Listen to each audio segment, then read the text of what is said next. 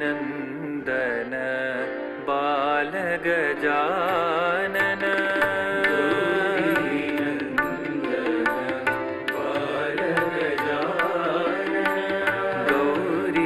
गौरीनन्दन बालगजानन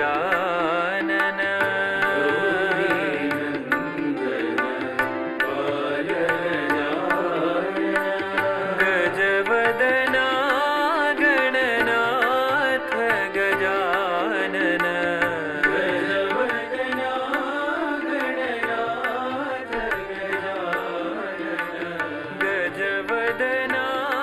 गणनाथ गजानन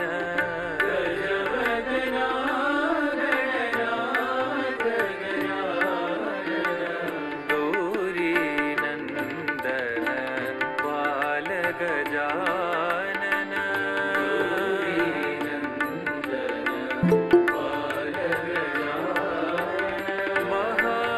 महागणपते पाहि गजानन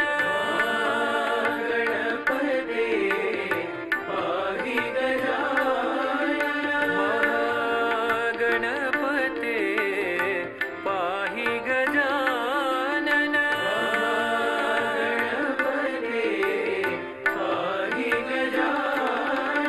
गजानना पाहि गजानना गजानना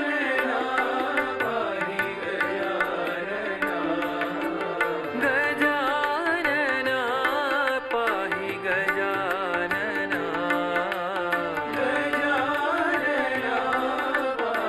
गजानना गौरीनन्दन बालगजानन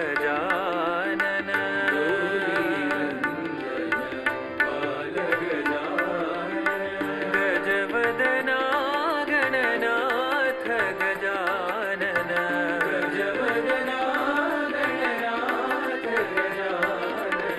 गौरीनन्दन बालगजानन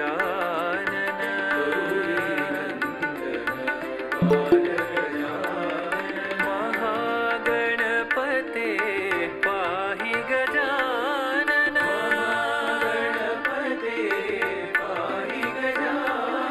गजानना पाहि गजानना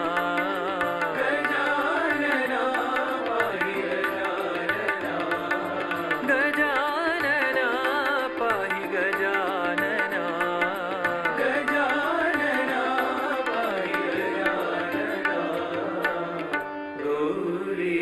गौरीनन्दन बालगजानन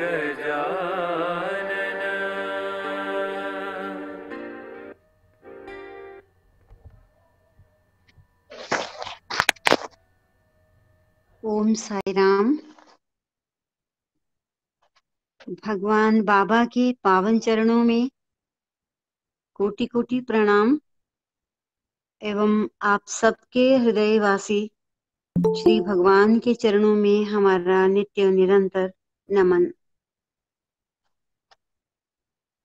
भगवान बाबा की दैवी उपस्थिति में आप सब साई ब्रदर सिस्टर्स का अभिनंदन, नमन एवं आप सबको सप्रेम सादर साई राम। भगवान की दैवी अनुकंपा है कि हमें अपने व्यस्तताओं से भरे हुए जीवन में भी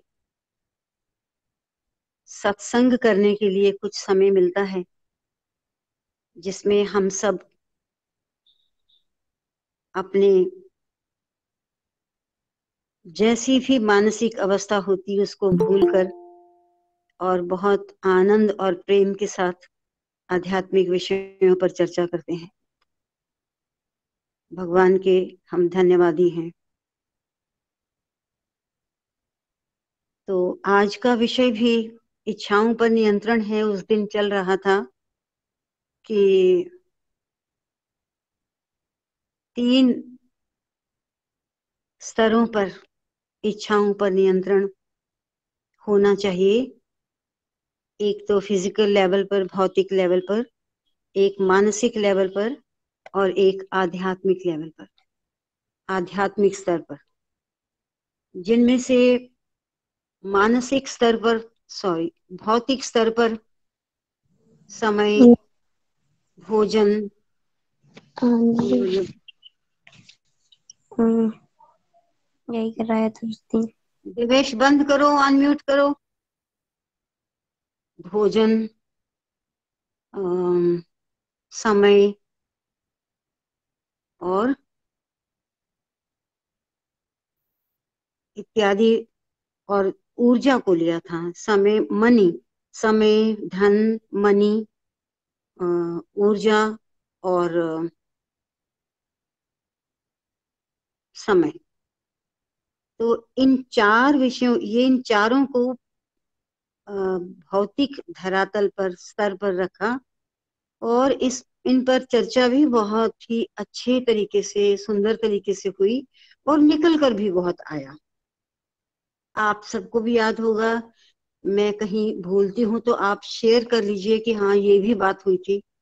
अगर अभी भी नहीं है, जैसे हमने फूड पर चर्चा की थी कि खाना छोड़ना नहीं चाहिए।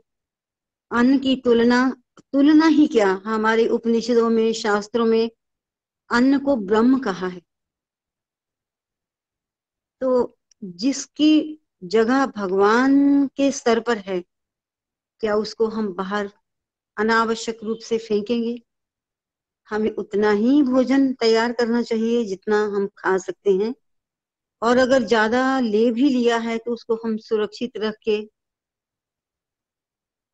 बिल्कुल कूड़े में ही ना फेंकें, किसी कीट पतंग के लिए सुरक्षित रख दें, इत्यादि इत्यादि।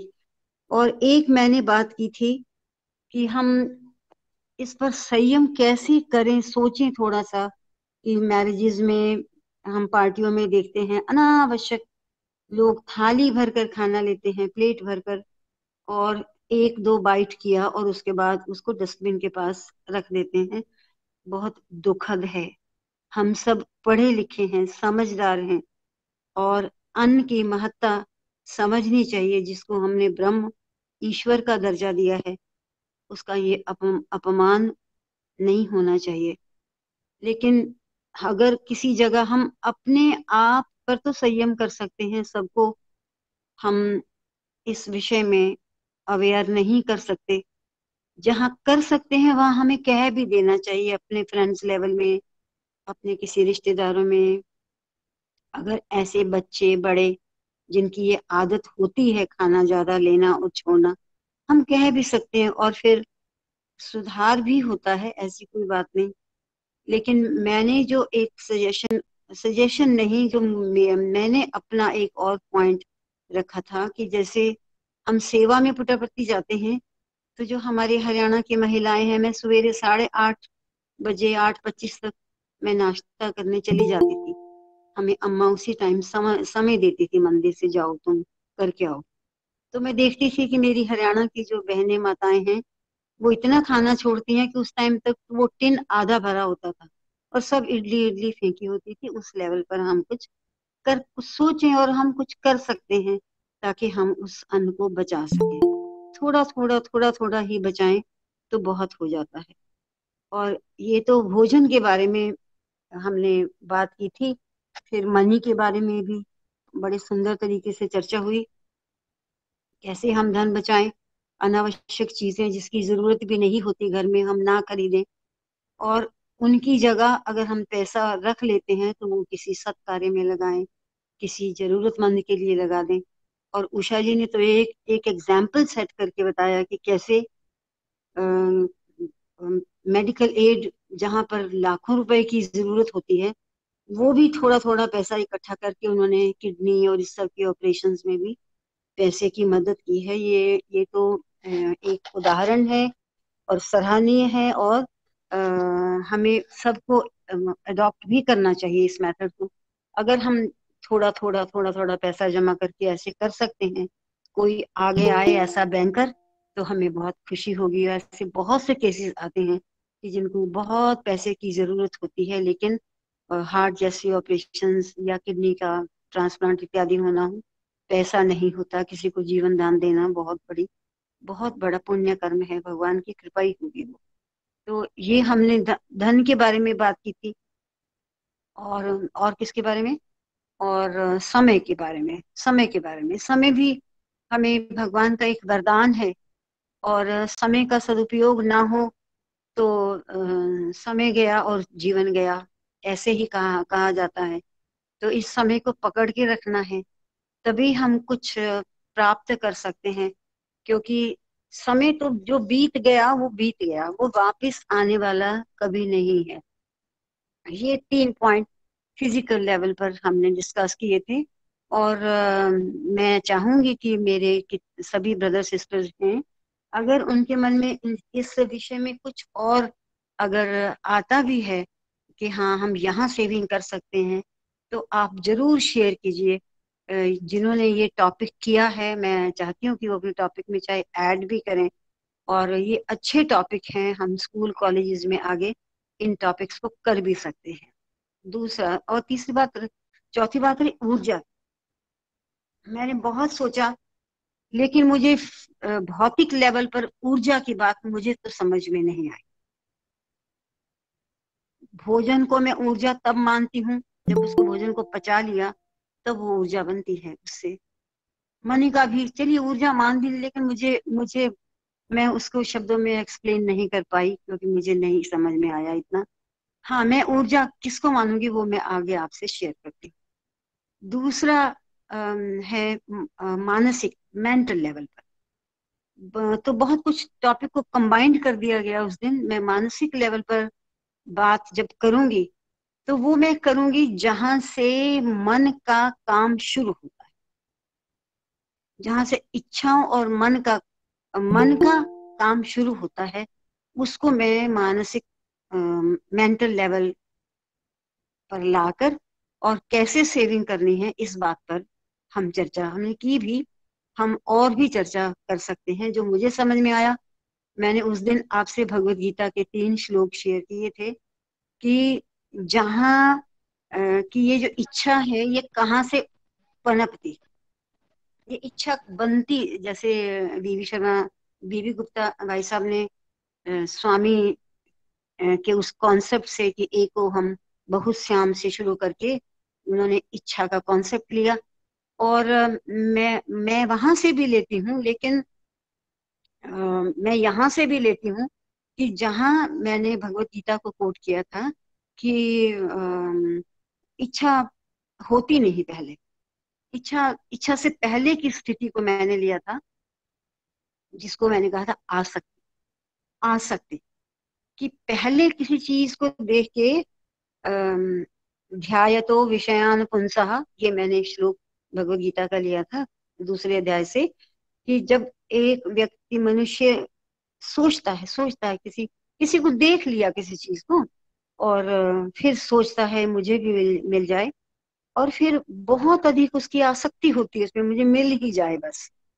ये जो स्तर है, ये अभी आसक्ति का, उस एक पर्टिकुलर चीज के बारे में मेरी अटैचमेंट कि मुझे लेनी है। जब तक अभी इच्छा में नहीं परिवर्तित हुई है। इच्छा में तब होती है जब मैंने सोच लिया, मेरी आसक्ति इस कदर आगे बढ़ गई है, मुझे तो लेनी ही है। और जब मैं लेने के लिए प्रयत्नशील हूँ किसी भी तरह से, आई हैव टू, तो और फिर मैं उसके लिए पाने के लिए पैसा या जो भी कुछ एफर्ट्स करने मैंने शुरू कर दिए अपनी उस इच्छा को पूरा करने के लिए, तब वो इच्छा बनती है, तब वो डिजायर बनती है। तो अब सवाल होता है कि यहाँ हम कंट्रोल कैसे करें, कंट्रोल हम कैसे करें यहाँ पर। तो अगर तो फिर मैं इसको आध्यात्मिक लेवल में भी बीच में जोड़ती हूँ। हाँ जी, 1 मिनट डॉक्टर साहब।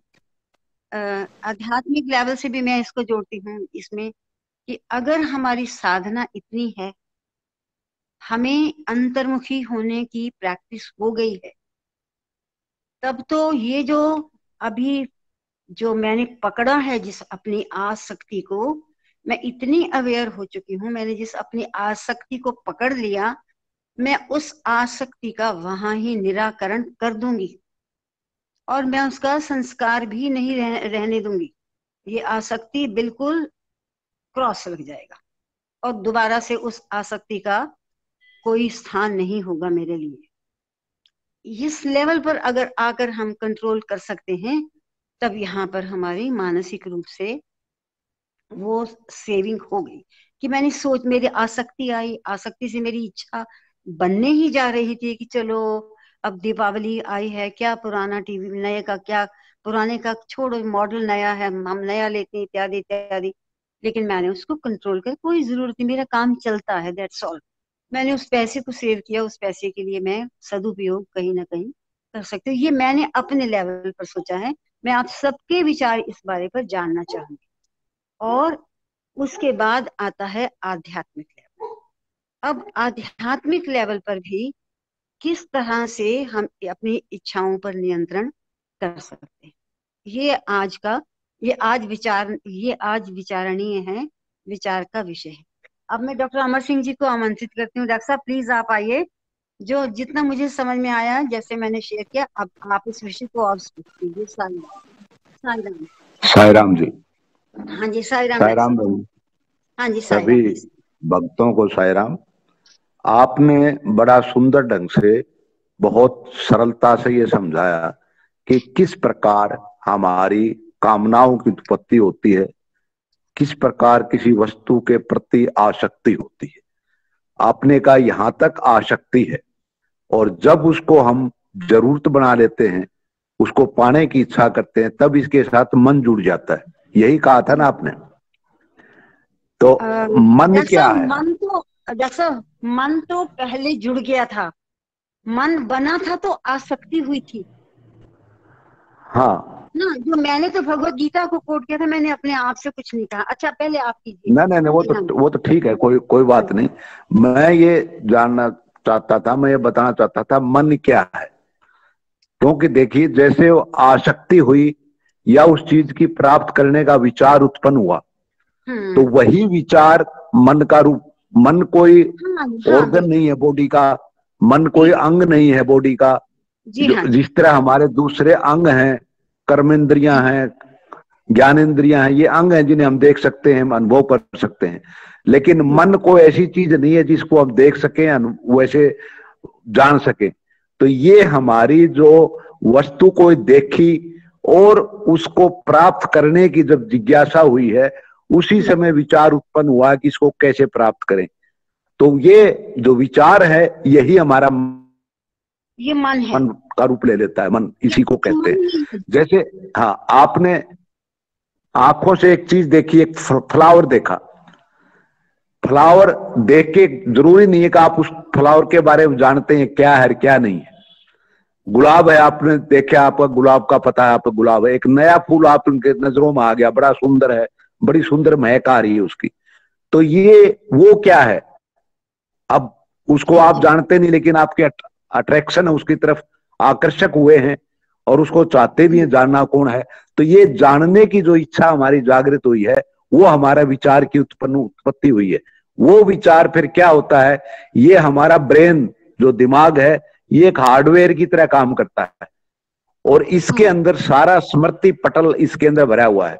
जैसे ही हम किसी चीज को देखते हैं, इमीडिएटली वो इंपल्स हमारे ब्रेन में जाती है। ब्रेन उसी टाइम मैसेज भेजता है जो ब्रेन के अंदर स्मृति पटल में चीज है कि ये चीज है, और उसका हम एकदम अनुभव कर पाते हैं, हाँ ये वही चीज है। तो जो अगर ये नया फ्लावर, मैं एक उदाहरण देता हूं, आपके सामने आया और वो उसको आप जानते नहीं, उसको जानने की आप इच्छा करते हो, एक मन में विचार आपका आ गया, मन आपका चल पड़ा है, तो आप किसी से पूछते हो, भाई ये फूल क्या है, इतना सुंदर दिखाई देता है, इतनी सुंदर महक है, इसका क्या नाम है? तो वो आदमी आपको बताता है जी ये फ्लावर पारिजात का है, और ये पारिजात की खुशबू है, ये पारिजात का पेड़ स्वर्ग में पाया जाता है, और भगवान कृष्ण इसको रुक्मिणी के लिए स्वर्ग से लेकर के आए थे। इतना दृष्टांत वो बताता है। तो ये चीजें आपके स्मृति पटल पर पहुंच जाती हैं, और जब भी कभी जीवन में वो महक भी आती है, तो वो स्मृति पटल आपको बता देता है उस मन के द्वारा, अब ये वही पारिजात का फ्लावर है जो तूने देखा था। तो ये मन का और ब्रेन का इतना ज्यादा संपर्क है कि हमारा ब्रेन के अंदर करोड़ों जो सेल्स हैं, नर्व जिसको नर्वाइन बोलते हैं, वो सारा कार्य करते हैं मन के साथ और ब्रेन के साथ मिलकर के। तो इसलिए मन हमारा इन चीजों की तरफ जाता है। और फिर मन आपका जब चलता है किसी के प्रति कोई भी चीज प्राप्ति के लिए, तो मन आपके फायदा लाभ का नहीं देखता, वो सिर्फ आपका जो रस है उस चीज को जिसको आप प्राप्त करना चाहते हो उसकी प्राप्ति में लगा रहता है वो। और आपका 24 घंटे वो मन उसी तरफ लगा रहता है कि मैं किसको प्राप्त करूं, कैसे बढ़ाऊं। मान लिया आप धन के पीछे लगा हुआ एक व्यक्ति, तो उसका मन जो है उस धन की प्राप्ति के लिए ही लगा रहेगा, रात दिन स्वप्न में भी उसको वही दिखेंगे।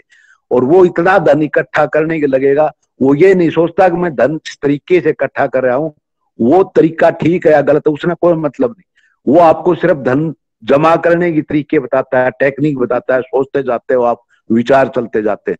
और जब कोई आप गलत तरीके से धन इकट्ठा कर रहे हैं और अचानक कोई आपके पास रेड पड़ गई, इनकम टैक्स की रेड पड़ जाती है या कोई पकड़ा जाता है, उस समय आपको क्या सजा होती है इसका मन ने कोई मतलब नहीं। उसका मतलब था वो चीज आपको प्राप्त करके देनी, उसका जो असर हुआ आपका चाहे जेल में चले गए या आपको कोई और नुकसान हुआ, आपका अपमान हुआ, कुछ भी हुआ, उसका मन से कोई लेना नहीं। मन तो सिर्फ हमारी इच्छाओं की प्राप्ति में ही लगा रहता है और उसमें ही हमारे मस्तिष्क को उजाए रखता है। ये मन का कार्य है जो हमेशा लगा रहता है। फिर प्रश्न ये उठता है कि एक व्यक्ति सब कुछ कमा लेता है, पैसा भी है, धन भी है, दौलत भी है, उसके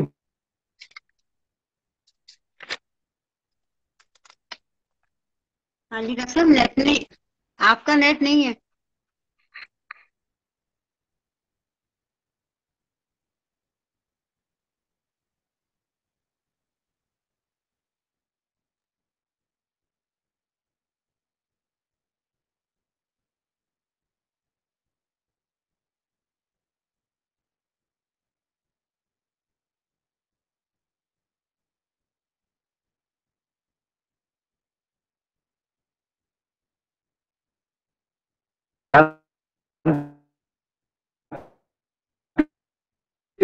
प्राप्त नहीं होती, मन उसको इतना आप ज्ञान योग का रास्ता है या दूसरा भक्ति योग और कर्म योग, इनके साथ इसको मन को रोक सकते हैं। ज्ञान योग क्या कहता है? ज्ञान योग ये कहता है कि आप आहिस्ता आहिस्ता मन को कंट्रोल क्या करना, आप उसको जीरो पर लाना है, उसकी तरफ ध्यान ही नहीं देना। मन क्या कर रहा है कुछ नहीं, आप जिस तरह ध्यान करते हैं, हम ज्योतिष ध्यान करते हैं, तो उसमें हम इतना मगन हो जाए ज्योति ध्यान के अंदर अपने आप को कि वो मन बिल्कुल जीरो पर आ जाए बात। लेकिन ये होना इतना आसान नहीं है। जब हम ज्योतिर्ध्यान पर बैठते हैं तो वैसे दिन में तो शायद हमारा मन और कामों में लगा रहता है, ध्यान ही नहीं होता। जिस समय हम ध्यान के ऊपर बैठते हैं उसी समय हमारा मन में पता नहीं कहां कहां से बातें उठ करके आ जाती हैं, पता नहीं कितने कितने बचपन तक की बातें उसी टाइम आनी शुरू हो जाती और कुछ भी ध्यान नहीं कर सकते हम उन्हीं बातों में, वो बार बार बार बार। तो वो सारी कारण क्या है? क्योंकि हमने मन को सारी आयु भर उन्हीं कामों में व्यस्त रखा है, कभी उसको सुन तो छोड़ा नहीं है कुछ देर के लिए अपने आप को शांत कर ले। इसलिए मन ध्यान योग का जो बहुत है वो बहुत कठिन है, अभी हम मन को इस तरीके से प्रयोग करें। दूसरा तरीका बताया है कि भक्ति योग, इस मन की डायरेक्शन बदलिए आप, जहां वो लगा हुआ है उस दिशा में ना जाके उसकी डायरेक्शन आप बदलेंगे, तब वो मन आहिस्ता आहिस्ता हो सकता है उस दिशा से दूसरी दिशा की तरफ चल जाए। एक व्यक्ति इसी प्रकार को चिंतित है, दुखी है, समझ नहीं पा रहा क्या किया जाए, एक मित्र उसका आ जाता है, उदाहरण मैं छोटा बताता हूं, और वो हालांकि मित्र उसका बहुत अच्छा था बचपन से, लेकिन वो व्यक्ति जो पैसा कमा करके इतना ऊंच स्तर पर चलाएगा तो उसको कुछ समझता ही नहीं था। लेकिन जब उसको ये चिंताएं गिरी तो एक दिन वो उसका मित्र कह देता है उसको, अगर हमारे घर एक भजन का आयोजन है, अगर आप आ जाएं तो बड़ी अच्छी हो। वो सोचता है चल यार चले पड़ते हैं, वैसे तो मैं इसका कोई परवाह नहीं करता, ये है ही ऐसा गरीब सा, वैसे है कुछ काम ना, कोई मकान ढक्का ना कोई साधन है, साइकिल पर चलने वाला आदमी। चलो वो चिंतित था, उस चिंता का शायद कोई समाधान मिल जाए। और जैसे वो भजन में बैठता है तो और जितने डिवोटी हैं सारे भजन में लीन हो जाते हैं, अपने ताली बजा रहे हैं भजन के अंदर मस्त आंख बंद किए हुए, और वो चारों तरफ देखता रहता है कि ये क्या हो रहा है, मेरे को तो कुछ समझ में आता नहीं है क्या कर रहे हैं क्या नहीं।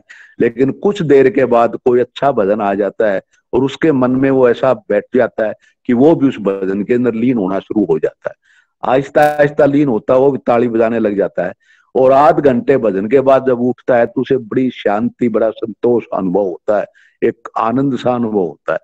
फिर वो उससे पूछता भी ये भजन कहाँ होता है, वो बताता है जी हमारे समिति में हर संडे को होता है, वहां आ सकते हो। बोला मुझे आज बहुत सालों के बाद बड़ा एक आनंद आया, शांति प्राप्त हुई, मैं आना चाहता हूँ।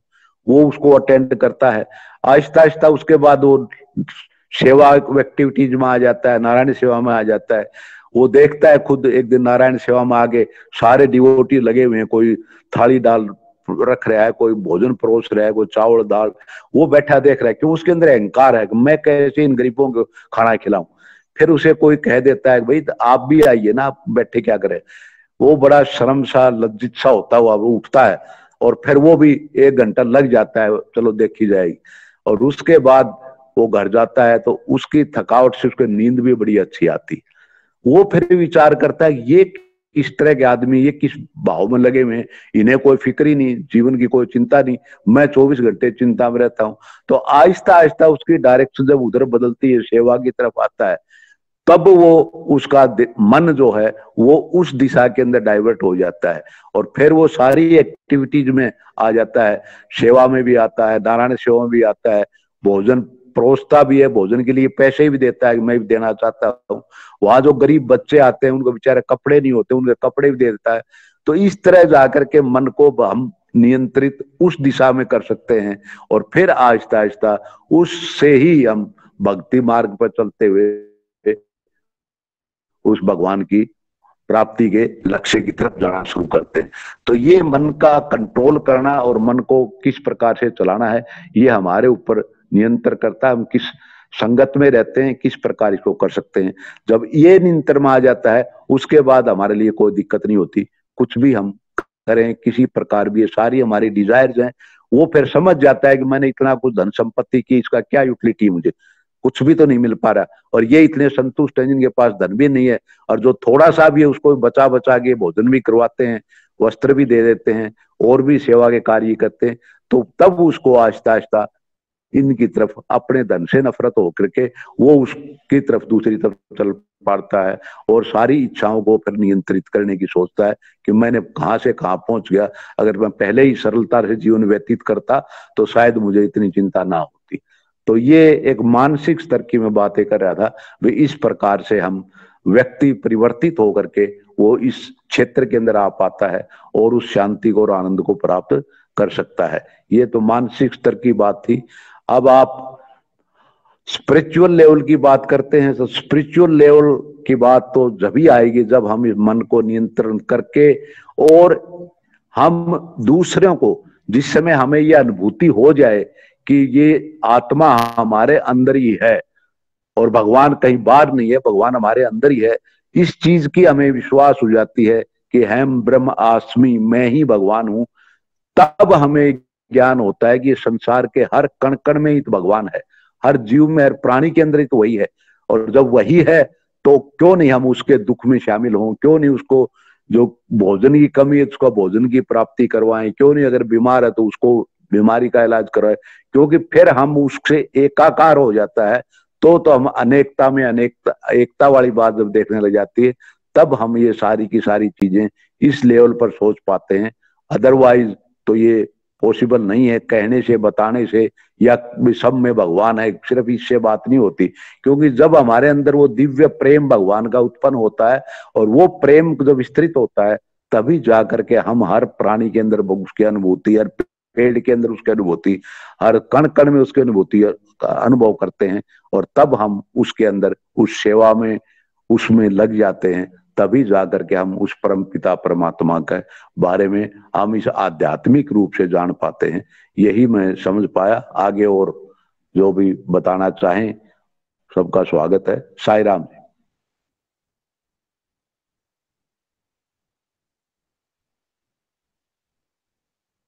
साई राम जी बने पता नहीं चल लगता चल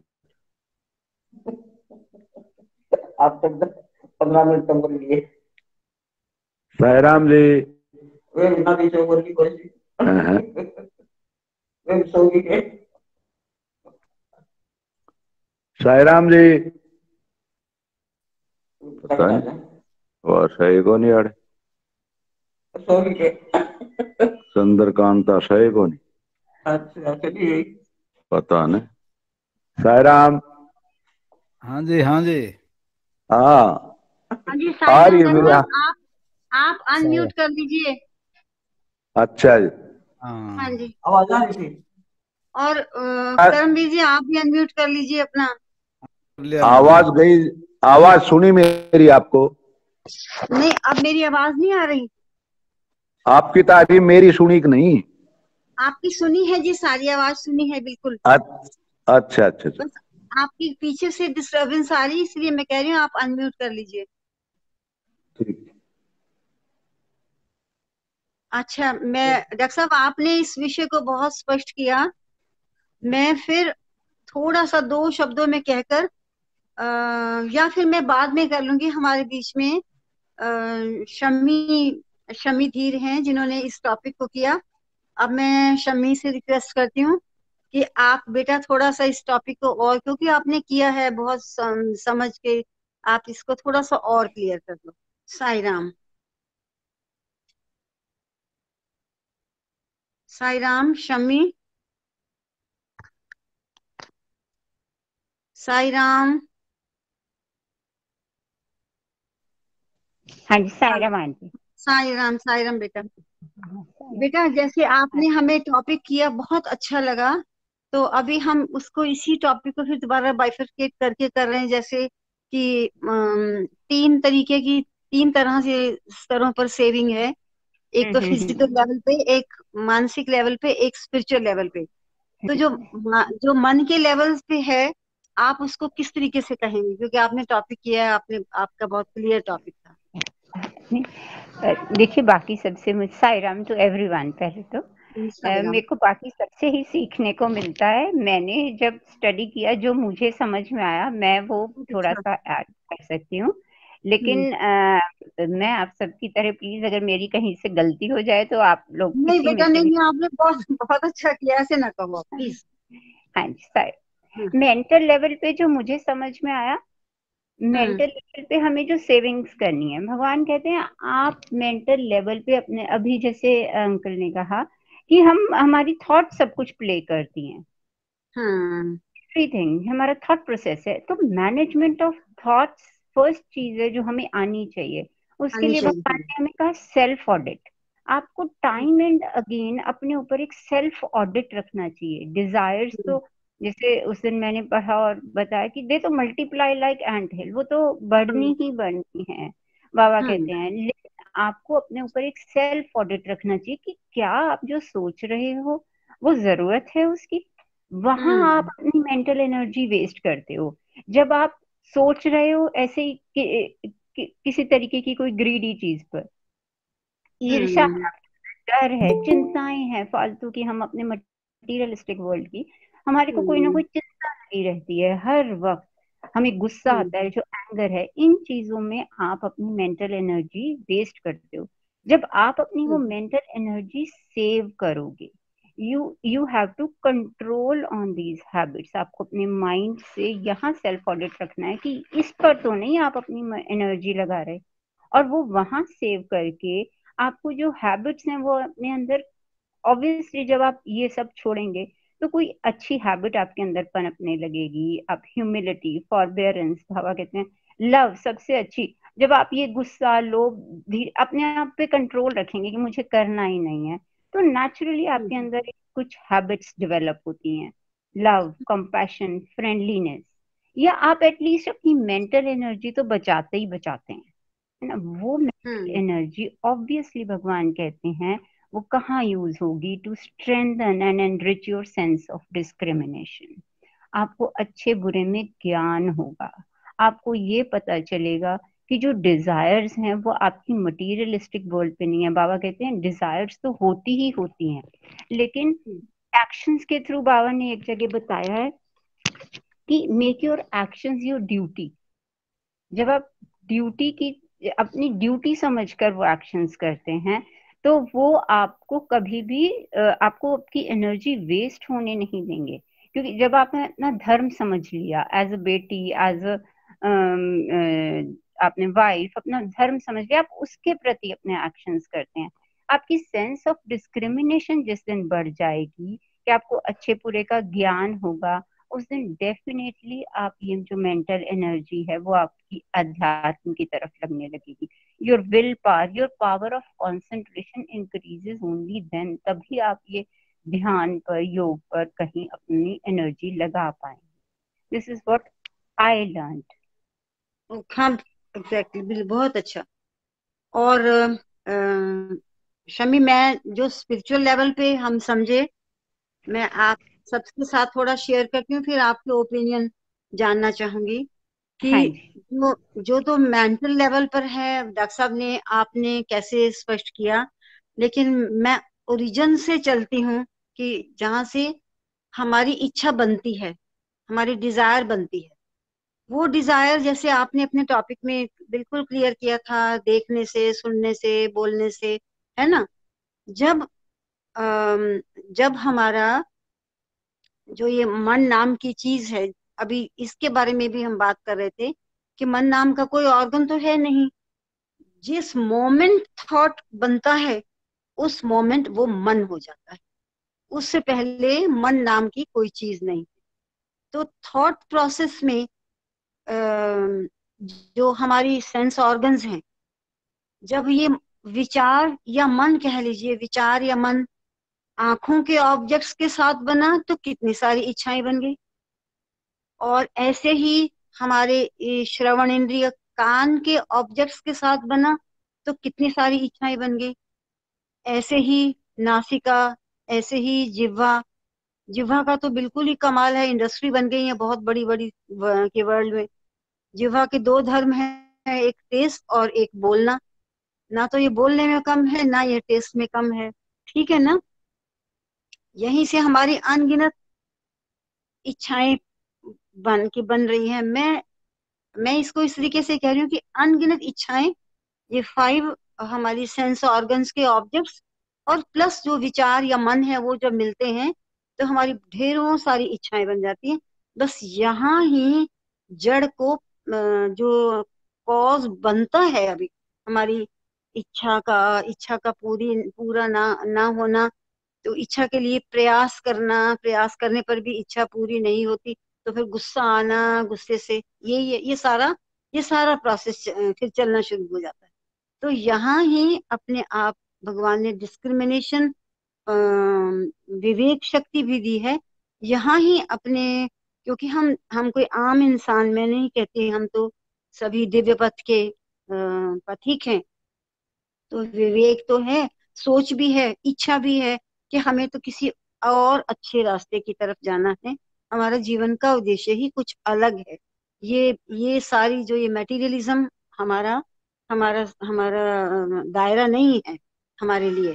थोड़ा बहुत कुछ मिल गया तो ठीक है, कोई कोई बात पूरी कर ली तो कर ली, लेकिन अदरवाइज हमारा ये कोई एम लाइफ का हम सबका नहीं है। तो इस तरह से अपने आप को हमने बचाते हुए अपने आप को बचा लिया। वो जो थॉट रूप जो मन है, जब ही वो किसी इच्छा से जुड़ना शुरू होता है, वो चाहे दुनिया दुनिया दुनिया की कोई चीज, कपड़ा हो, ये हो, कोई सूंघने से संबंधित कोई अच्छी अच्छी चीजें जो भी हैं, कोई डेकोरेशन, जो भी, यही तो फील्ड है और क्या है। तो वहां ही अगर हमने अपने उस थॉट को अपनी विवेक शक्ति से कंट्रोल कर लिया या उसको बैलेंस कर लिया, समझा लिया प्रेम से, और ये है कि उसका संस्कार नहीं बनना चाहिए, कि मेरा सप्रेशन नहीं होना चाहिए। ओहो, मैंने अपनी इच्छा को आज तक दबा के रखा, नो। जो जो इच्छा पनपी उसको मैंने विवेक से हटाया, और and it is for ever. बस फिर ये तो, और यहाँ जो उन चीजों को मैं लेती, वेस्ट करती पैसा, ये तो मेरा मानसिक स्तर पर सेविंग हुई। मैं लेती, उसके पीछे भागती और मेरा पैसा लगता, लेकिन मैंने अपने आप को रोक लिया, समझा लिया, एक अच्छे बच्चे की तरह से अपने मन को समझा लिया, और वो मेरा पैसा बच गया। यहाँ तो मैं कहती ये मेंटल लेवल की सेविंग है। अब मैं तीसरा आती हूँ आध्यात्मिक लेवल की सेविंग। उसमें भी डॉक्टर साहब ने बहुत अच्छा वैसे क्लियर कर दिया। जो मुझे समझ में आया मैं आपसे शेयर करती हूँ, और आप लोगों से सबसे जानना चाहूंगी कि ये विषय कितना सुंदर है, कितने अच्छे से आपने पुटअप किया था इसको, और हम भी इस पर विचार करें और इस पर अभ्यास भी करें। अब ये जो स्पिरिचुअल लेवल का है, वो उसको मैं इस तरीके से समझती हूँ कि जब हम अपनी सेंस ऑर्गन्स और ये जो मन रूपी जो थॉट है, इस पर जब हम कंट्रोल कर लेते हैं विवेक शक्ति के साथ, जबरदस्ती नहीं, विवेक के साथ, तो फिर हमारी आध्यात्मिक उन्नति होना स्वाभाविक है। वो तो कहीं तो एनर्जी हमारी चैनलाइज होगी ना, कहीं तो होगी ना चैनलाइज। तो उसको जो चैनलाइज करना, वो चैनलाइज होगी तो वो हमारी स्पिरिचुअल प्रोग्रेस करेगी। अब जब हमारी स्पिरिचुअल प्रोग्रेस होती है, जिसमें हमें सब अपने ही, जहाँ प्रेम के कॉन्सेप्ट की उत्पत्ति होती है, जहाँ सब अपने ही अपने, प्रेम ही प्रेम, कोई मेरे से अलग नहीं, मैं किसी से अलग नहीं हूँ। तो फिर जब ऐसी स्थिति में हम पहुंचते हैं, तभी जो जो तभी तभी भगवान ने कहा कि जो सेवा है वो प्रेम का ही रूप है। तो तभी हम किसी के लिए सोच पाते हैं कि मैं कुछ, अगर मैं कर सकती हूँ तो मैं किसी के लिए कुछ कर दूं। और जो ऊर्जा की बात हुई, ये तो मैंने शॉर्ट में ऐसे ही समझा कि यही है मेरी स्पिरिचुअल स्तर पर, आध्यात्मिक स्तर पर सेविंग। सेविंग जैसे बीवी गुप्ता भाई साहब ने भी क्लियर किया था कि वो भगवान के बैंक में कुछ पैसा अच्छा जमा करना है, जिसको व्हाइट मनी करनी है, वो व्हाइट मनी ऐसे ही होगी, सत्कर्म के द्वारा ही होगी, सेवा से, किसी की सहायता से, जैसे भी हम कर सकते हैं। जैसे भी हमें अपना अपना सामर्थ्य है, समय, हम समय दे सकते हैं, भोजन दे सकते हैं, वस्त्र दे सकते हैं, एजुकेशन किसी के लिए करवा सकते हैं, किसी की मेडिकल हेल्प कर सकते हैं, इत्यादि इत्यादि। वो डिपेंड करता है। अब मैं आती हूँ ऊर्जा पर। जिसको मैं, जो मैं ऊर्जा, वैसे तो हर एक ऊर्जा ही तो है, हमारा विचार भी ऊर्जा है। ऊर्जा का जो भौतिक स्वरूप है वो मैं ये समझती हूँ कि उस ईश्वर ने जो 5 एलिमेंट्स बनाए, 5 एलिमेंट्स के साथ ही ये जो सारी सृष्टि हुई, और उसने हमें जो ये रिसोर्सेस दिए, जो जो रिसोर्सेस दिए, पानी, हवा, जल, और सभी कुछ, जो आप देखिए इस धरती माता के अंदर सोना चांदी खदानें भरा पड़ा है, सब कुछ उसने इतना कुछ दिया हमें। लेकिन ये जो रिसोर्सेस बन मिले हमें, उस रिसोर्सेस का भी मिसयूज हुआ। और वो तो ठीक है, कारण तो बीच में हम भी हैं। अगर साइंटिस्ट इस बारे में उन्होंने नहीं सोचा कुछ भी, तो अब आज भी देखिए, हमारा तो छोटे छोटे शहर हैं कुरुक्षेत्र जैसे, लेकिन आप दिल्ली में देखिए या कहीं और भी मेट्रोपॉलिटन सिटीज में देखिए, सारे, मुझे तो लगता है पूरे पूरे पूरा दिल्ली, पूरा बॉम्बे, पूरा ये सब इन्होंने खोद खोद के नीचे तक, चा पता नहीं कितना तो ऊपर बना दिया और कितना ही नीचे खोद दिया धरती माता। आप ही बताइए, वो कष्ट में नहीं होगी? तो यहाँ पर ही, इसको मैं ऊर्जा बोलती हूँ कि यहाँ पर ही हमें कंट्रोल करने की जरूरत है। लेकिन इसमें भी हम थोड़ा बहुत कंट्रोल, हम लोग सोच तो रहे हैं कम से कम कि इसको हम कंट्रोल कर, हवा को हमने प्रदूषित कर दिया, पानी को हमने प्रदूषित कर दिया। अपना बचपन याद आता है तो बड़ी मुश्किल से एक एक रेडियो होता था हमारे घर में, और बीच में बंद करो तो एक रेडियो होता था। और उस टाइम हमें स्कूल में ये पढ़ाया जाता था कि ये तरंगे हैं जिससे हमें आवाज सुनती है। हाँ, और ये साइंस है, बच्चे बैठे होंगे साइंस के, कि ये तरंगे ही हैं जिससे हम, जिसको हम अब रेज और क्या क्या क्या, मुझे बहुत, मैं साइंस की स्टूडेंट नहीं हूँ, रेज हैं सारी। तभी हम अपने मोबाइल को गर्मी के साथ नहीं रखते, जहाँ अग्नि इत्यादि हो तो ये फट भी सकता है। तभी मना करते गैस के पास मत रखो, क्योंकि इससे भयंकर रेज ही निकल रही होती हैं। वो चाहे हमें दिखाई ना दे, इसीलिए डॉक्टर्स बोलते अपने साथ रख के मत सो, वो ये मन के ऊपर, दिमाग के ऊपर असर करता है, बॉडी के ऊपर असर करता है, इत्यादि इत्यादि प्रकार से। तो आज दुख दुख ये होता है आज हमें, लेकिन मैं उस दुख को मैं इसलिए आप सबके साथ शेयर कर रही हूँ, मुझे होता है कि हम उसके लिए उपाय क्या करें। जैसे आज एक एक फोन होता था घर में, वो जो क्या बोलते हैं, और एक फोन से ही सारा काम घर का चलता था। और वो होना भी, एक फोन होना भी, लैंडलाइन बहुत प्रेस्टिजियस था कि हाँ हमारे घर में फोन है। लेकिन आज जितने लोग घर में उतने फोन हमारे पास। और मैं हैरान होती हूँ, हमने तो वो टाइम भी देखा है कि आज हर टाइम ही हमारा दिमाग बिजी है, और हर टाइम ही वो हाथ में ये जो एक यंत्र है उसको पकड़ा पकड़ा हुआ हमने हाथ में। और इस कदर ये एक नेसेसिटी हमने बना बना ली है कि हर टाइम ही इसका मतलब हम बातें करते हैं, मानसिक रूप से हर टाइम ही हम बातें करते हैं। तो ये रेज ही है कि जिसने हमारे एटमॉस्फेयर को आज ये इसको हम कौन सा प्रदूषण कहेंगे, जो अ, अ, ये कौन सा प्रदूषण हुआ जो रेज है ये सारा स्पेस में। तो ये सारा जो प्रदूषण हो रहा है, और आप देखिए कितनी तेज आवाज डीजे की होती है कि अगर कभी नजदीक उसके बैठने के कहीं मैरिज वगैरह में मिल जाए तो लगता है कि शरीर भी हिल रहा है हमारा, इतनी तेज आवाज होती। तो मुझे लगता है कि क्या ये सारा वातावरण उससे प्रभावित हो रहा है। और फिर मुझे कई बार ध्यान होता है, अभी हमने दिवाली मनाई है, सबने अनुभव किया है, बड़ी फूलझड़ियां भी और ये सब पटाखे भी, ठा अभी तक भी बंद नहीं हुआ, हो रहा है। तो मुझे कई बार सोच के ये चिंता होती है कि ये जो छोटे छोटे जीव जंतु, चिड़िया, ये सब, ये इस डर के, इस ठा की आवाजों से डर के कहाँ छिपे होंगे बेचारे। तो ये सारा प्रदूषण का जिम्मेवार हम हम आज के इंसान हैं, हम जिम्मेवार हैं, है ना। लेकिन इसमें हम कैसे क्या हेल्प करें। चलिए, जैसे गिलहरी का एग्जाम्पल आता है, जिसने अब वो अपनी गीला करती थी और फिर थोड़ी सी रेत लगाती थी, फिर उसको वो जाके भगवान का जो बड़ा पुल बन रहा था उसमें वो डाल देती थी, अपना रेता थोड़ा थोड़ा जो गीला करके उसको चिपकता था। तो ऐसा ही छोटा सा प्रयास, गिलहरी वाला प्रयास, हम सबकी जिम्मेवारी क्यों ले, हम साइड ड्यूटीज शुरू कर दें कि कम से कम किसी तरीके से हम इस अपने एटमॉस्फेयर को बचाएं और इसको रहने लायक बचाएं, बनाएं। कुछ अवेयर प्रोग्राम्स, कुछ अवेयरनेस प्रोग्राम्स हम तो बहुत करते रहते, वो करें, ताकि अगर 50 लोगों की एक गैदरिंग में हमने अपना ऐसा टॉपिक रखा, अगर एक ने भी इसको समझ लिया तो बहुत कल्याण हो। इस तरीके से मेरे मन में आता है, मैं आप सबसे शेयर कर रही हूँ कि हम अपने एनवायरनमेंट को इस तरीके से बचाएं। और ये ही इसको, ये ऊर्जा की सेविंग बोलती हूँ मैं इसको। मुझे ये समझ में आया कि यहाँ ही हमें ऊर्जा बचानी है।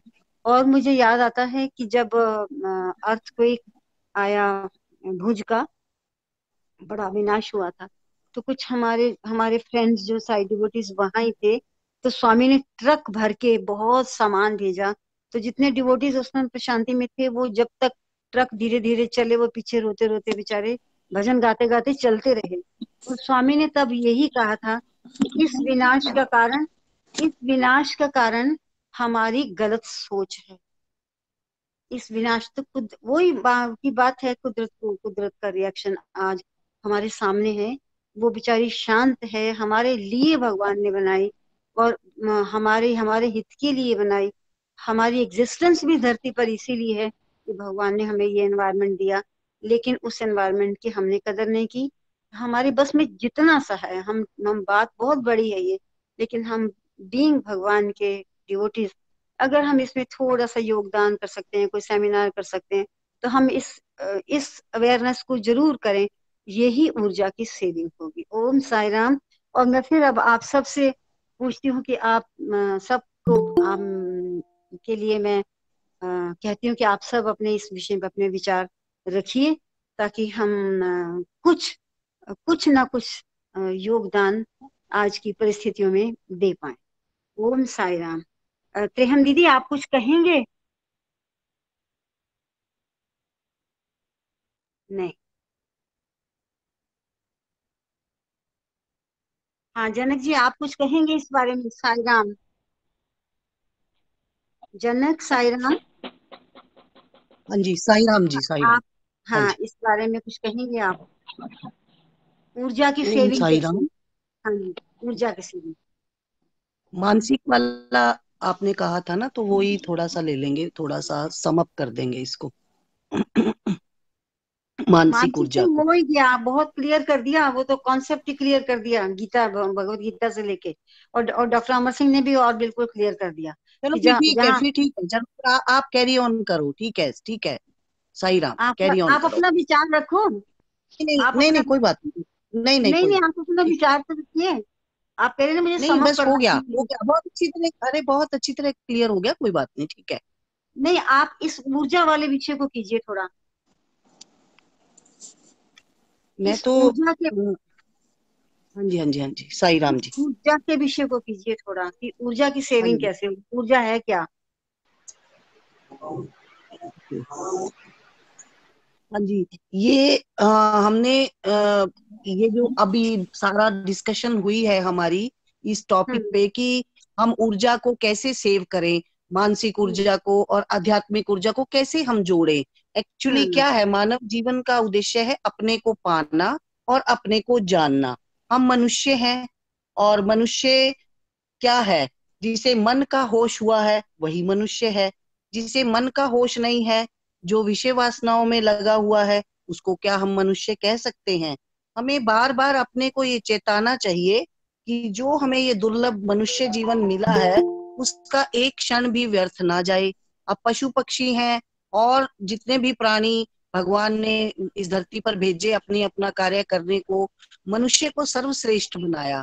अगर हम भी उन्हीं की तरह दूसरे दूसरे प्राणियों की तरह ही खाया पिया और अपनी जिंदगी, अपनी सारी ऊर्जाओं को वेस्ट किया और वापस चले गए, तो हमें दोबारा रिटर्न टिकट तो कटाना ही पड़ेगा।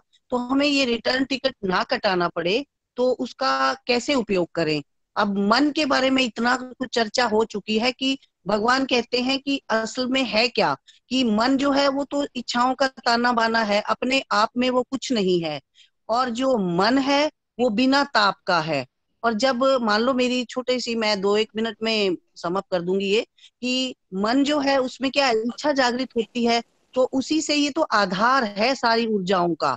मान लो मेरा मन कर रहा है अब, कि मन में विचार आया कि मैं थिएटर में जाकर के पिक्चर देखूं, तो विचार तो आया, तो विचार आने में कोई गलती नहीं है। गलती कहाँ होगी, जब हम उसको इंद्रियों से संबंधित उस विचार को कर देंगे, उस इच्छा को कर देंगे, और वो इंद्रियां हमें उठा करके थिएटर में ले जाएंगी।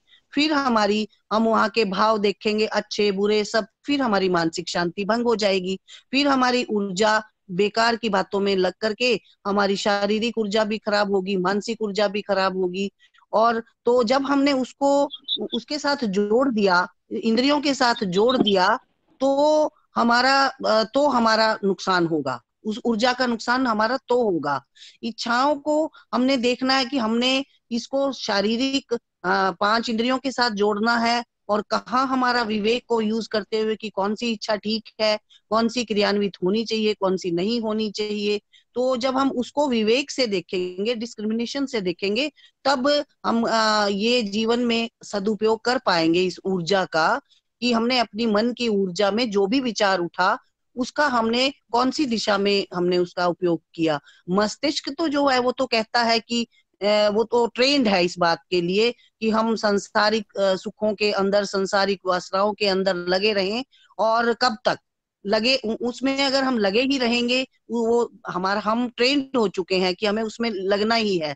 लेकिन जब हमारा हृदय कहता है, या जब हमारी इच्छा होती है कि हम स्वामी को मिलने पुटापर्थी जाएं, वो हृदय कहता है, वो हमारे मन से, शुद्ध मन से उठी हुई एक इच्छा है, जो हम उसको पूरा करते हैं। तो क्या है, मन भगवान का ही है ये वर्डिंग, कि मन ताप रहित है और ईश्वर भी ताप रहित है। मन और ईश्वर मिल सकते हैं अगर ये बीच में जो 5 इंद्रियां हैं, जो हमें कर्म इंद्रियां और ये जो हमारी ये हमें अगर ले जाती हैं, अपनी ओर खींचती हैं, तो और हम उसके ओर खींचे चले जाते हैं, तब हमारा ये सारी हमारा जो ये भगवान को मिलने का जो कार्यक्रम है हमारा, वो हमें अपने घर जाने का, जब हम इस धर्मशाला, ये संसार एक धर्मशाला है, इसी में लगे रहते हैं, और हम अपना जो घर है भगवान का, उसमें जाने को जब हम भूल जाते हैं, तो जो ये स्पिरिचुअल है, आध्यात्मिक जो भी हमारी साधना है, वो साधना कैसे होगी? जब हमारा हृदय शुद्ध होगा, हमारे हृदय से उठेगी वो बात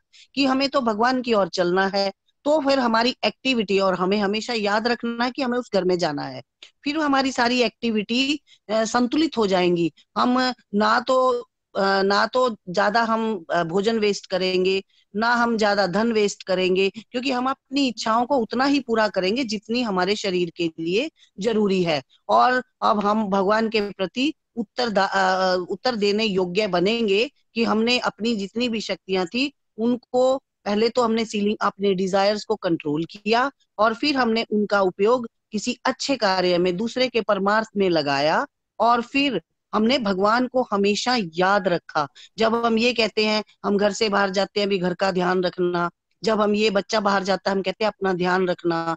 तो इसी तरह भगवान ने भी हमें कहा कि ध्यान रखना, अपना ध्यान रखना, ध्यान करना। किसका ध्यान करना? उसी का, प्रभु का, जिसके पास से हम वापिस आए हैं। इस ध्यान शब्द का जब हम ध्यान रखते हैं तो हम कोई भी गलत कार्यों पर हम देखो सारी लाइफ हमारी बीती है ऐसे कार्य करते हुए, मुश्किल तो होगा, लेकिन फिर भी हम इनको, जितनी भी हमारी धार्मिक साधनाएं चल रही है, एक छोटा सा एग्जांपल है, स्टडी सर्कल है। हम दूसरों को कहते हैं कि आप आइए स्टडी सर्कल में, तो वो कहते हैं टाइम ही नहीं है, टाइम मैनेजमेंट ही नहीं है। तो वो अगर कुछ और कहीं जाना है तो अपने टाइम को मैनेज कर लेते हैं। तो ये दिशा बदलनी है अपनी भी, और अपने आसपास वालों की भी दिशा बदलनी है, तभी हमारी दशा बदलेगी, तभी हम ये सब कर पाएंगे। क्योंकि जो भी हमारी, हमें किससे संबंध होना है? इन 5 इंद्रियों को भगवान तो बहुत अच्छा रास्ता दे रहे हैं, हमें सत्य की तरफ जाना है, हमें एकाग्रता, जिसमें कि जब हम मेडिटेशन करते हैं तो एकाग्र होते हैं, फिर शांति तभी मिलती है हमें, फिर हमारा जो मन है प्रेम से और आनंद से भर जाता है। और फिर जब इस मन इस तरह से संबंध हो जाता है, हमारी ऊर्जाएं इस तरह से सही दिशा में लग जाती हैं, तब सब कुछ ठीक, और वह व्यक्ति प्रसन्न और शांतिमय हो जाता है। क्योंकि शारीरिक वस्तुएं तो ताप देती हैं। यदि सांस की गति तेज हो जाती है तो शरीर का ताप बढ़ जाता है, और यदि इन ग्रहणीय वस्तुओं को आग में डाल देते हैं तो अग्नि और अधिक प्रज्वलित हो जाती है। तो इसलिए भगवान सही कहते हैं कि मन में तो कोई ताप नहीं है और ईश्वर में भी ताप नहीं है, अतः मन व ईश्वर का मिलन हो सकता है। मेरे तो यही समझ आया है कि हम ऊर्जाओं को तभी बचा सकते हैं जब हमें अपने मन की समझ आएगी कि हमने उस मन को, जो इतने टाइम से जो विचारों का ताना बाना, इच्छाओं की ओर जा रहा है, सांसारिक, हमें पता ही नहीं है कि कौन क्या हमारे लिए ठीक है और क्या गलत है। जब हम वहां पर विवेक का प्रयोग करके कि ये इच्छा हमें गलत रास्ते पर ले जाएगी और ये इच्छा हमें ठीक रास्ते पर भेजे, तो कितनी चीजें बच जाएंगी, हमारी कितनी ऊर्जाएं बच जाएंगी, और हमारा जो ध्यान है, जो हमारा असली ध्येय है, एम ऑफ लाइफ है, और जब हम ये सोचेंगे कि जो अभी का क्षण है ये हमें ठीक बिताना है, और जो अगला आने वाला समय होगा उसकी चिंता नहीं करनी, वो अगले वाला क्षण भी यही क्षण बन जाएगा और हम कुछ गलत नहीं कर पाएंगे। ओम श्री साई राम। साई राम, आपने बहुत अच्छा स्पष्ट किया, विषय को आगे बढ़ाया। अब मैं बीबी उत्तर भाई से एक मिनट रिक्वेस्ट करती हूँ। साई राम, मैं 1 मिनट कुछ बोलूं? हाँ बिल्कुल, 2 मिनट बोलिए। साई राम, हाँ जी। मैं तो सिर्फ यही कहूंगी कि कोविड-19 ने हमें बहुत जबरदस्त मन इच्छाओं पर नियंत्रण सिखा दिया है। बस कि कभी हमारे मन में विचार आया कि हमें कुछ खरीदना है, या कभी हमें भाई कुछ खाने की इच्छा है, तो बिल्कुल इसलिए ठीक है। बस, ठीक है ना? तो अब हमें तो सिर्फ इसका पालन करना है, और अभ्यास की जरूरत है कि आगे हम इस बात को कायम रखें, और अपने मन में कोई भी, मतलब कुछ भी खरीदने का, कुछ भी इच्छाओं के ऊपर अपने आप नियंत्रण रखें इसको, सही बस। बात है। सेविंग बहुत हुई है, अब उसका सदुपयोग करना चाहिए। अब उसका सदुपयोग करेंगे। कभी आया है, वैसे सच में ही मैं पूछती हूँ, कभी मन में आया है कि हम कुछ खरीदे, या हम बाजार जाएं, या हम कुछ करें? तो नहीं। भगवान ने तो सही। खुद ही सिखा दिया है कि भाई तुम्हें करने की जरूरत नहीं है, मैंने तुम्हें खुद ही पक्का कर दिया अब। तो अब हमें इसके लिए अब बस अभ्यास की जरूरत है। ओम बिल्कुल साई ठीक है, राम। साई राम। साई राम हाँ दीदी, जी, साई राम हाँ, सबको। Sai Ram ji, Sai Ram, thank you Sai so Ram. Much. आप कम से कम बोले तो हो। अब मैं बीबी गुप्ता भाई साहब से रिक्वेस्ट करती हूँ, आज चाहे देर हो जाए लेकिन 5-7 मिनट सुनना है, और उसके बाद में हमारे बीच में तरुण भारद्वाज जी हैं, आप भी रुके रहिएगा, कुछ कह के जाना है। साई राम। हाँ जी भाई साहब, मैं तो ऊर्जा के बारे में जानना चाहती हूँ। हाँ, देखिए, गेम को समझना पड़ेगा। एक प्रश्न आता है हमारे मन में कि हमारे अंदर दो भेड़िए लड़ रहे हैं, तो एक अच्छाई का भेड़िया है और एक बुराई का भेड़िया है, तो कौन जीतेगा? तो इसका जवाब ये बनता है कि जिसको हम फीड करेंगे, जिसको खाना देंगे, वो जीतेगा। सही बात। क्योंकि वो मजबूत बन जाएगा, वो जीतेगा। इसका मतलब ये हुआ कि अब हमें जो जो चीज हमारे कॉन्शियस मन में जाती है, उस कॉन्शियस मन में जाने के बाद उसको दोनों तरफ, एक सुपर कॉन्शियस माइंड है जो ये कह रहा है कि ये गलत है, ये ठीक है, एक सबकॉन्शियस माइंड है। तो सबसे बड़ी स्टेज, पहला हमारा काम यही है कि जो हमारा सुपर कॉन्शियस माइंड है उसको हम पहले तो एक्टिव करें, कि वो हमें जो आवाज उससे निकलती है कि ये ठीक है तुम्हारे लिए, तुम्हें करना चाहिए, ये नहीं ठीक है, ये नहीं करना चाहिए, उसको सुनने का अभ्यास डालना पड़ेगा। फिर हमारे पास रास्ते अपने आप बनते चले जाएंगे। हर चीज, चाहे वो फिजिकल, मेंटल, स्पिरिचुअल लेवल पर, हर चीज सॉल्व होती चली जाएगी, प्रोवाइडेड ये है कि हम उस चेतना की आवाज को, अंदर की आवाज को सुनना शुरू कर दें। अब उसके लिए ये जो काम हम कर रहे हैं, जैसे स्टडी सर्कल के तौर पे, ये काम वही कर रहे हैं हम कि उसको जगाने की कोशिश कर रहे हैं। और जब हम बिल्कुल सचेत रहेंगे तो वो ऊर्जा का गलत इस्तेमाल हमारा बच जाएगा। अब उसके लिए छोटे छोटे कई स्टेप्स हो सकते हैं। एक स्टेप तो ये हो सकता है कि हम कुछ टाइम के लिए अपने मन को कह दें, भाई कम से कम मंगलवार को तो ये नहीं करने देंगे, भाई मंगलवार को तुम्हारी नहीं चलेगी। और जब भी मंगलवार को कोई बात हो तो हम ये कह दें कि मंगलवार को देखो भाई, तुमसे मैंने अपने आप से वायदा किया हुआ, ये आज मंगलवार है, आज नहीं, एक दिन तो हमारा व्रत रहेगा। ऐसे ही फिर 1 से 2 दिन कर दिए, मंगल, वीर, शनि, ऐसे करके चलो 3 दिन तो भाई हमने बिल्कुल अपने विचारों में सात्विकता लानी है। ये कुछ भी नहीं करना, ना पिक्चर देखनी है, ना ये सारी चीजों के लिए भाई 3 दिन तो हमने ये ऊर्जा को बचा के रखना है। फिर वो 4 दिन रह गए, 4 दिन से फिर वो धीरे धीरे, यानी 2 ही तरीके हो सकते हैं। एक तो एकदम ही जागरूक हो जाए आदमी, ऐसे बड़े इंस्टांसेस हैं जिसमें एक ही झटके में परिवर्तन आ गया। और अगर ऐसा नहीं हो सकता तो फिर पार्ट में अपने आप को सचेत कर ये प्रयास करें कि अपने अंदर जो इच्छाएं हैं, वो इच्छाओं को तोड़ने का अभ्यास हो जाए कि ये जो काम है ये क्या भगवान को मेरा पसंद आएगा। अगर मुझे वो पसंद आएगा तो करना है, अगर नहीं आएगा तो नहीं करना है। जिस दिन ये चीज समझ में आ जाएगी तो बाकी चीजें फिर करने की जरूरत नहीं रहेगी।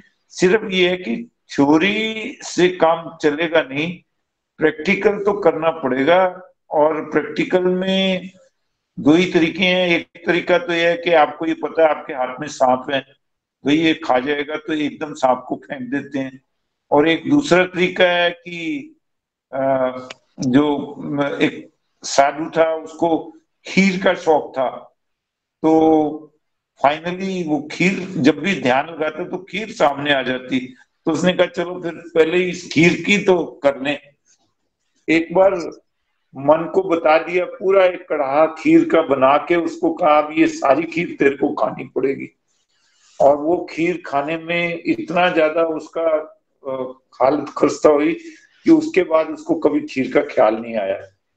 तो दोनों में से कोई भी तरीका या पार्शली या कोई पर्टिकुलर चीज के लिए जो मन से रिलेटेड चीजें हैं उनके लिए तो जो पहले वाला तरीका है धीरे धीरे करके छूटना है वो, और जो फिजिकल से रिलेटेड है उसके लिए दूसरे वाला तरीका। मान लीजिए कोई व्यसन है तो उस व्यसन को एकदम छोड़ना पॉसिबल है, पर गुस्से को, लोभ को, क्रोध को, मतलब इन सब चीजों को छोड़ने के लिए हमें धीरे धीरे इस पे वो मिलती है, तरक्की मिलती है। पर तब तरक्की मिलती है जब हम अपने अंदर वाले भेड़िए को जो अच्छे वाला भेड़िया है उसको फीड करते हैं। अच्छे वाले भेड़िए को फीड करने की बातें ये 9 पॉइंट कोड ऑफ कंडक्ट है। जितनी भी हमने आज तक बात की है वो यही है कि मैं जो अपने अंदर दोनों भेड़िए हैं उसमें इसको इतना पावरफुल कर दूं कि ये उसको दूसरे वाले भेड़िए को जीतने ना दे। साईं राम। साईं राम जी, बहुत अच्छे तरीके से आपने उदाहरण दे के भेड़ियों का बहुत अच्छे तरीके से स्पष्ट किया। अब मैं तरुण जी से रिक्वेस्ट करती हूँ कि प्लीज, बहुत दिनों के बाद आप आए हैं, कुछ आप जो भी ये सुन रहे हैं इस बारे में कुछ कहिए कि ऊर्जा के बारे में जो भी बात हुई कैसे क्या करें। साईं राम।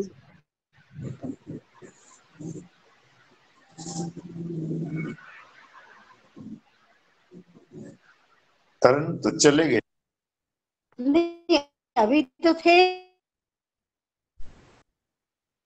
अभी अच्छा, पढ़ा है कि चले चलो कोई बात नहीं। मैं अच्छा भाई साहब, मैं सबसे यही बात कर रही हूँ कि इस विषय पर चर्चा बहुत सुंदर हो चुकी है और एक आध पॉइंट बचता है जो भजन का है, वो सत्यकाम जी को जब समय मिलेगा वो कर देंगे। तो एक तरह से ये जो 9 पॉइंट कोड ऑफ कंडक्ट ये विषय मैं सोचती हूँ कि पूरा हुआ। मैं चाहती थी कि इसमें सेवा के विषय पर भी डिस्कशन की जाए, लेकिन तरुण अभी ज्वाइन किए हैं, तरुण ने ज्वाइन किया है अभी, वो चले गए थे अभी आ गए हैं। तरुण आ गए ना आप? हाँ जी, साईं राम अंकल, साईं राम आप अंकल। प्लीज हाँ आप कुछ कहिए। हाँ जी। हाँ जी, रियली हाँ, सॉरी, मैं ना एक्चुअली मैं शामिल नहीं हो पाया था इस डिस्कशन में, तो कोई बात नहीं। मुझे इंडिविजुअल टॉपिक्स नहीं पता जी कि क्या डिस्कस हुए। मैं तो सिर्फ श्रोता की तरह से आया था इसमें पार्टिसिपेट अच्छा करने। हाँ जी, अच्छा, जो आपने थोड़ा बहुत सुना है उस पर कुछ आप हाँ जी। कहिए। हाँ जी, बेसिकली जो डिजायर्स हैं, टॉपिक शायद सीलिंग ऑन डिजायर्स पर है ना जी। हाँ, यस। हाँ जी, हाँ जी। हाँ, तो ये तो हम सबको ही पता है कि स्वामी ने कहा है कि the only and only reason for human rebirth is that we have still desires, yes yes. Inherent है ना, डिजायर्स बच जाती हैं, उनको हाँ पूरा करने बिल्कुल। के लिए हम दोबारा जन्म लेते हैं। तो काफी डिस्कशन हुई है इधर, लेकिन मेरा जो ध्यान जहां जा रहा था वो उस तरफ था जो स्वामी ने कहा है कि what is the root cause of desires. Desires पनपती ही क्यों हैं, right? The root cause of desires which I understand that Swami has told us that वो रीजन है अज्ञान। जो अज्ञान मेरा है, जो कहता मुझे ये है कि मैं इनकम्प्लीट हूं, वो मुझे कहता है कि मुझे अपने आप को कंप्लीट करना है by indulging in my sense objects. मुझे ये भी चाहिए, मुझे ये भी चाहिए, मुझे ये भी चाहिए, so that it makes me complete. जो विषय हैं वो मेरे लिए अट्रैक्ट, देखिए फॉर एग्जांपल एक गुलाब जामुन आपके सामने पड़ा है, वो गुलाब जामुन आपको अट्रैक्ट करता है, आप उसको खा लेते हैं। लेकिन अगर मैं आपका पेट इतना भर दूं कि आपके गले तक पूरा फुल हो, तो आप क्या गुलाब जामुन खाएंगे? नहीं खाएंगे, because there is no space left. Swami यही कह रहे हैं, जितना मैंने समझा है स्वामी के डिस्कोर्स से, दैट अपने अंदर वो ज्ञान की ऊर्जा लाओ, ज्ञान उत्पन्न करो, विच रिमूव दिस भ्रांति कि आप इनकम्प्लीट हो। You are already complete. You are Parabrahma Parameshwar yourself. Yes. You are not somebody who is a lowly being. You are complete in every respect.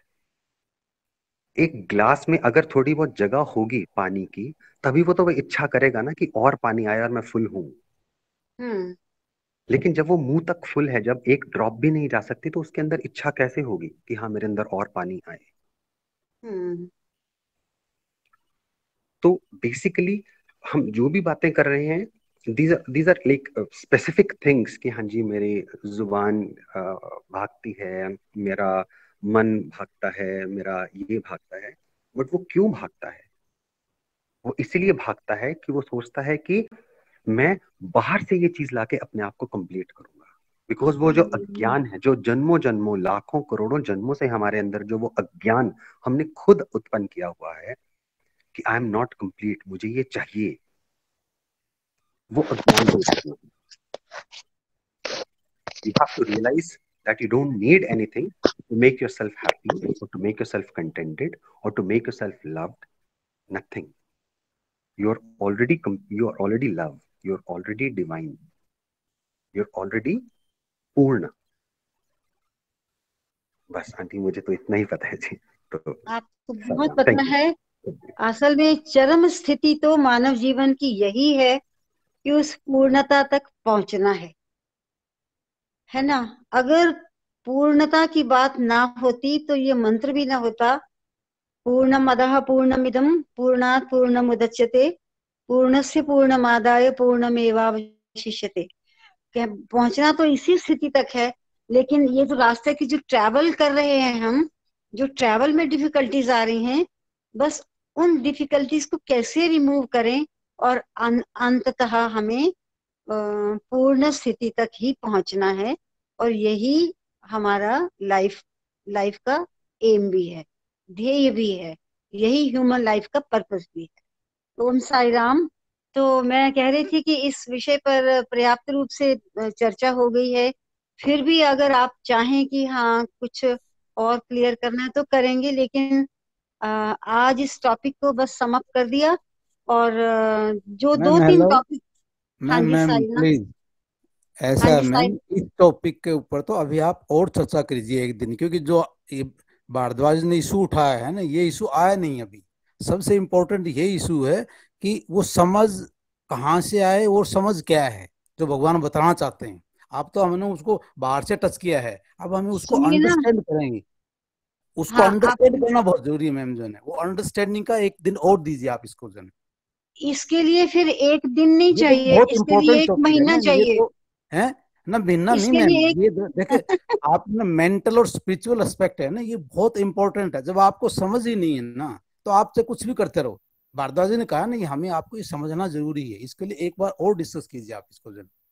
जब आपको अंडरस्टैंडिंग ही नहीं है हमें कि हम क्या हैं, उसको समझना जरूरी है मैम। जो है ना, जैसे इन्होंने बताया है ना, ये एक को दोबारा लो सर, दोबारा आएंगे, ये भी आएंगे और आएंगे, इसको लो आप इस टॉपिक को। लेकिन हम तो लेने के लिए एक महीना भी तैयार हैं, लेकिन यहाँ जो विषय, एक मिनट, यहाँ जो विषय है ना हमारा, जो इस विषय को तो ले अल्टीमेटली तो यही रह जाता है डिस्कस करने के लिए कि पूर्णता कहाँ है।